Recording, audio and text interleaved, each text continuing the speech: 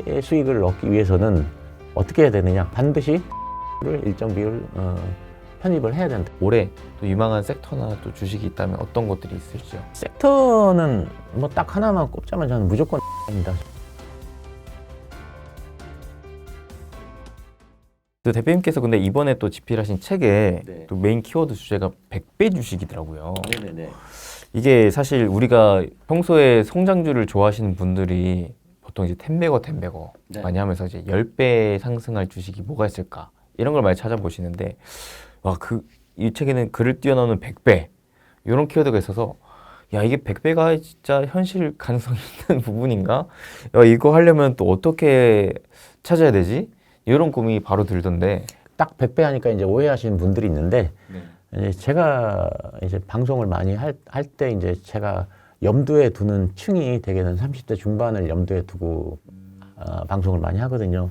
왜냐면 그 뭐 내 집 마련도 해야 되고 뭐 애도 키워야 되고 막 이래서 굉장히 하루하루 이게 고단한 삶을 살아가기도 하는데 그러니까 먼 훗날을 위해서 이게 뭐 이렇게 노후 준비를 위해서 뭐 맨날 뭐 이게 적금을 들고 뭐 이렇게 한 달에 뭐 100만 원씩 저금하고 뭐 이런 게 굉장히 힘들지 않습니까? 그렇죠, 그렇죠. 그래서 이제 노후 준비는 먼 훗날 미루니까 차일피일 미루게 됩니다. 그런데 이제 제가 이렇게 쭉 이제 지나온 세월을 보니까 이게 세월이 참 빨리 갑니다. 그래서 이런 분들 어느 순간 가보면 자기네가 50대 중반이 돼 있을 겁니다. 그럼 이제 그때 가서는 너무 늦었거든요. 그래서 이제 요 책도 제가 이제 그래서 30대 중반 젊은 분들을 염두에 두고 썼는데 30대 중반의 분들이라고 하면 아마 1,000만 원 정도는 그냥 부담 없이 부담은 좀 있지만 어쨌든 큰 금액은 아니기 때문에 이 정도는 투자할 수 있지 않을까 이런 생각을 제가 하거든요. 그래서 이런 분들이 30대 중반에 1,000만 원을 투자해서 50대 중반에 은퇴를 할 때 1,000만 원 가지고 최소한 한 100배, 10억 정도는 한번 만들어 보자. 그래서 요걸로 이제 은퇴 자금을 쓰자. 사실 그런 생각으로 제가 100배 주식을 100배라는 얘기를 한 거고요. 저는 제가 이제 제 채널에서 항상 얘기하는 게 저는 이거 돈 벌어서 무슨 좋은 차 사거나 뭐 명품 사거나 이런 거 절대 추구하지 않는다. 저는 항상 그 노후 준비를 위해서 투자해야 된다. 사실 이런 컨셉이다. 이런 말씀을 드리거든요. 그래서 이제 노후 준비를 위해서 이제 이 100배를 한번 만들어 보자. 사실 1,000만 원 정도 투자해서 이런 개념이고요. 근데 20년에 100배 목표를 하려면 제가 계산을 해보니까는 매년 26% 복리를 올려야 됩니다. 이게 이제 당연히 이제 어려운 거죠. 네, 쉽지 않죠. 그래서 이제 이거는 이제 두 가지 관점에서 봐주시면 좋을 것 같습니다. 그러니까 좋은 성과를 내기 위해서는 의도적으로 목표를 높게 잡아야 됩니다. 그 목표가 이제 100배 주식입니다. 그러니까 이제 100배를 만들겠다고 하는 구체적인 딱 목표를 세우고 가능하면 그런 것들을 이제 그 자기가 잘 보이는 데다가 이렇게 붙여놓고 뭐 100배 이런 식으로 해놓으면 그게 이제 우리 마음속에 이제 앵커로 작용을 해서 우리 행동과 사고방식에 영향을 미치게 됩니다. 근데 어떤 사람들은 이런 얘기 합니다. 저 너무 목표가 높으면 그냥 가운데 포기해버리는 거 아니냐. 그러니까 차라리 현실적으로 그냥 잘 이루기 위한 목표, 뭐 7%, 8% 이런 걸 목표로 세워야 되지 않느냐 이런 얘기를 하시는데 이건 이제 그렇지 않다고 하는 게 이미 이제 이론적으로 밝혀졌다고 합니다. 이제 높은 목표를 세우면 그 목표가 우리의 사고방식과 행동에 긍정적인 영향을 미친다고 하는 건 이미 검증이 끝난 이론입니다. 그러니까 사실 요거는 뭐 왈가왈부할 필요가 없는 거고요. 자, 그러면서 불구하고 100배의 수익을 얻기 위해서는 어떻게 해야 되느냐? 아무 주식에나 투자하면 안 되고 저는 반드시 성장주를 일정 비율 편입을 해야 된다 이렇게 생각합니다. 왜 그러냐면 주식은 회사 가치를 반영해서 주가가 결정이 되지 않습니까? 근데 이제 현재 가치는 비교적 계산이 쉽고 그래서 반영이 쉽습니다. 예를 들면 어떤 회사에 지금 자산이 얼마가 있는지 또는 배당을 얼마나 주는지 지금 PER이 얼마인지 이런 것들은 이미 누구나 다 알고 있는 겁니다. 그러니까 투자자들 사이에 별로 이견이 없습니다. 그래서 현재 가치는 주가가 반영이 되기 쉬운데 그래서 이제 가치주, 배당주 이런 것들은 초과 수익을 주기가 어렵습니다. 대개 이제 이런 주식들은 어떻게 움직이냐 하면 지수가 오르면 같이 오르고요. 지수가 떨어지면 같이 떨어지고 이렇습니다. 대개는. 그래서 이제 이러면 자기가 보유하고 있는 주식이 한 20% 딱 올랐습니다. 이런 주식들이 뭐 가치주라든가 뭐 배당주가 20% 올랐습니다. 그럼 야, 올랐네 하고서 팔고서 다른 거 살려 그러면 다른 것도 이미 20% 올라 있습니다. 대개 보면.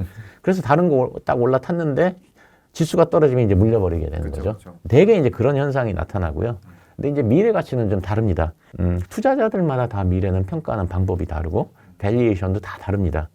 그렇기 때문에 자기가 이제 열심히 공부를 해서 미래의 성장성이 크다고 생각하는 주식을 열심히 공부해서 딱 찾아냈는데 실제로 그 주식이 나중에 미래에 높은 성장성을 보여줬다.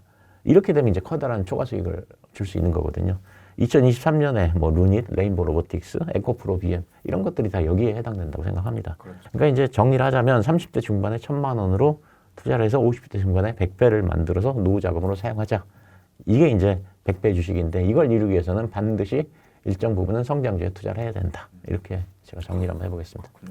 혹시 대표님께서 보실 때 24년에 대한 올해 또 유망한 섹터나 또 주식이 있다면 어떤 것들이 있을지요? 저는 그 섹터는 뭐 딱 하나만 꼽자면 저는 무조건 AI입니다. 저는요. 개인적으로는 2024년도. 예. 근데 이제 AI라고 하는 게 이제 사실 좀 애매합니다. 이게 말이 AI인데 이게 범위가 계속 넓다 보니까 어느 AI가 부각이 될지 모르겠습니다. 그래서 예를 들면 2023년 초에는 뭐 이게 대표님 잘 아시다시피 이제 챗 GPT 때문에 처음에 오픈 AI 이거가 부각되면서 이제 약간 그 순수 AI 쪽이 막 부각이 됐었지 않습니까? 그러다가 뭐 생성형 AI에 뭐 GPU가 필요하다 그래서 또 엔비디아가 또 부각이 됐다가 그리고 AI 가속기에 필요한 그 또 HBM을 만드는 SK 하이닉스 그다음에 한미 반도체 갔다가 그리고 또 가속기에 탑재되는 멀티레이어 보드 MLB가 또 있어야 된다 그래서 뭐 이투 페타시스가 또 왔다가 이런 식으로 이제 처음에 AI 시작해서 이제 AI라는 걸로 해서 가지를 쳐가면 스코프가 계속 넓어지지 않습니까?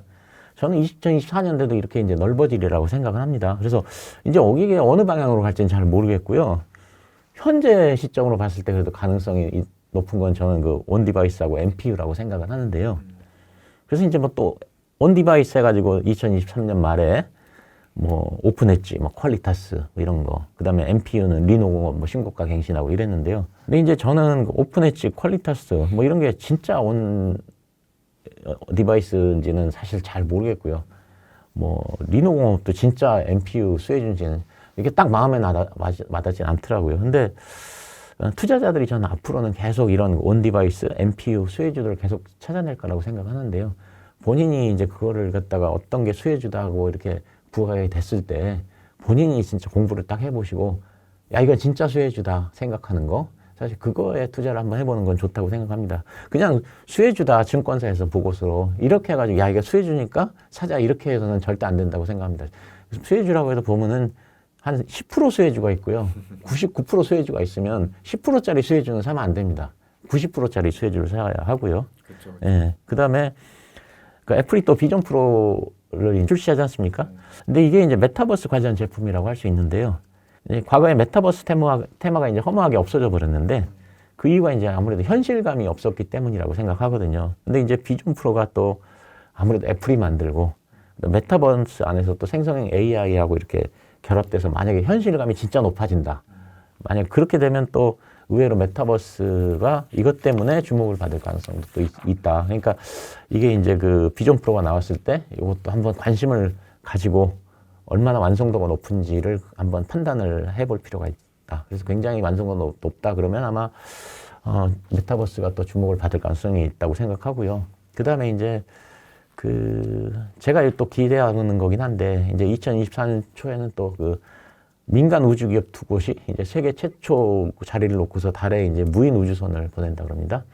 아스트로보틱하고 인투이티브 머신이라는 데인데 이제 성공할 경우에는 1969년에 아폴로 11호인가요? 달 착륙 이후에 최초인 그 달에 착륙하는 민간 기업이 된다 그러고요. 이제 스페이스X하고 블루 오리진이 이제 우주 여행을 본격화하는데 스페이스X는 참고로 그냥 달나라까지 가는 거라 그러더라고요.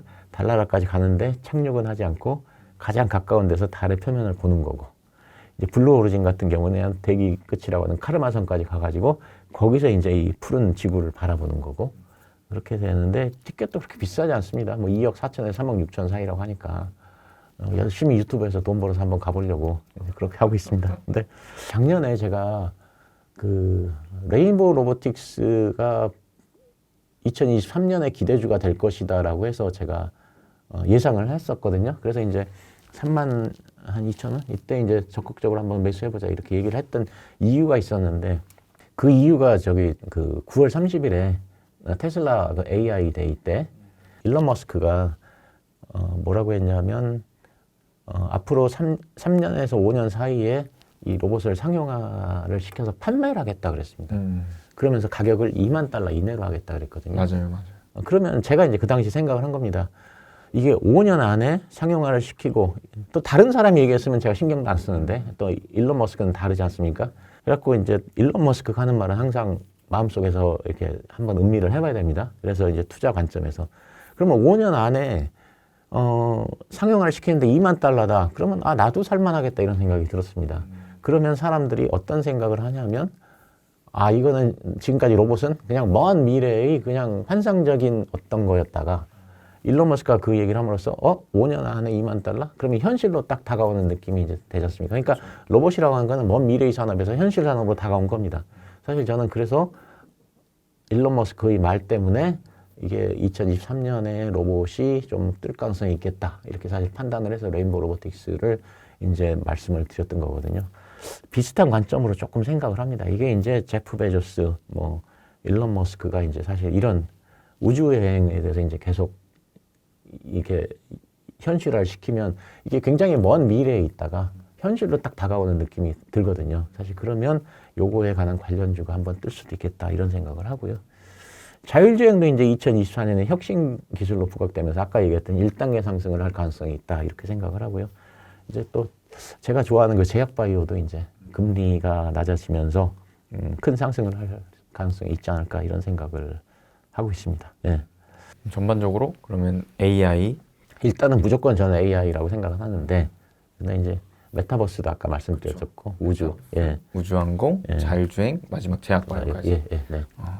근데 AI가 참 그게 어려운 것 같아요. 이게 산업 자체는 확실히 너무나 23년에도 그렇고 24년에도 그렇고 유망 산업인 것 같은데 그 중에서도 어떤 기업이 될까?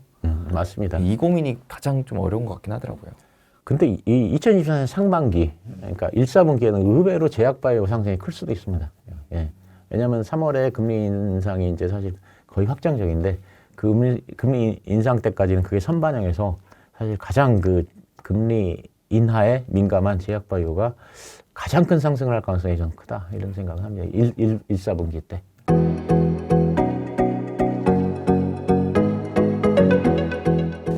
행부 반갑습니다. 여러분들의 행부 파트너 수빈쌤입니다. 다가오는 2024년 갑진년 새해에는 정말 위기를 좀 탈피하고 기회를 맞이하는 우리가 되길 바라보면서 여러분들 항상 건강하시고 복 많이 받으시길 진심으로 응원하겠습니다.